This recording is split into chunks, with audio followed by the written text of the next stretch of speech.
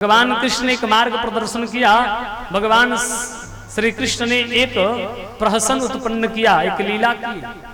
कहा कि मेरे सिर में दर्द है और उस दर्द की दवा यह है कि कोई मेरा प्रेमी अपने चरण को धो करके और उस जल को मुझे पिला दे तो मेरे जो सर का दर्द है वो समाप्त हो जाएगा।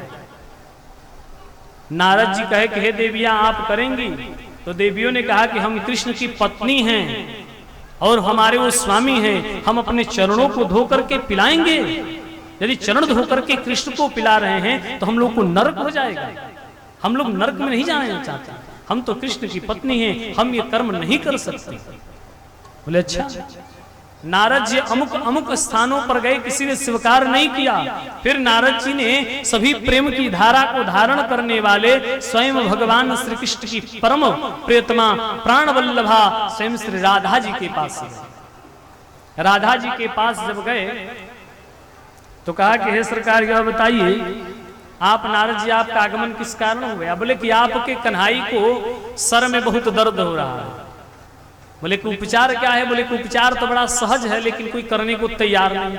बोले क्या उपाय है? बोले कि उपाय एक है कि आप यदि भगवान कृष्ण का कोई प्रेमी हो और अपने चरणों को धो करके भगवान को दे दे पिलाने के लिए, भगवान उसे ग्रहण कर ले तो उनका सर दर्द समाप्त हो जाएगा।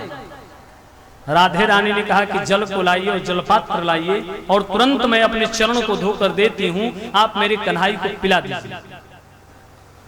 तुरंत राधा रानी ने अपने चरणों को धोया और जलपात्र को दे दी। कही कि हे नारद जी अतिथि को कभी जाने के लिए नहीं कहा जाता है, लेकिन आज नियम और मर्यादा को देखते हुए मेरे कृष्ण को कष्ट हो रहा है, अपार पीड़ा हो रही है, उस पीड़ा को यथाशीघ्र समाप्ति हो इसके लिए मैं आपको जाने का आदेश करती हूं। नारद जी ने कहा कि हे देवी आपके कन्हई की तो पीड़ा समाप्त हो जाएगी, परंतु मैं एक प्रश्न पूछना चाहता हूं कि जहां 16,108 देवियों ने कृष्ण को अपना चरण जल धोकर के पिलाने में असमर्थ रही, कह रही कि नरकवास हो जाएगा, मुझे नरक हो जाएगा, तो क्या आप उस नरक में जाने से नहीं भयक्रांत भई? आपको भय नहीं हुआ?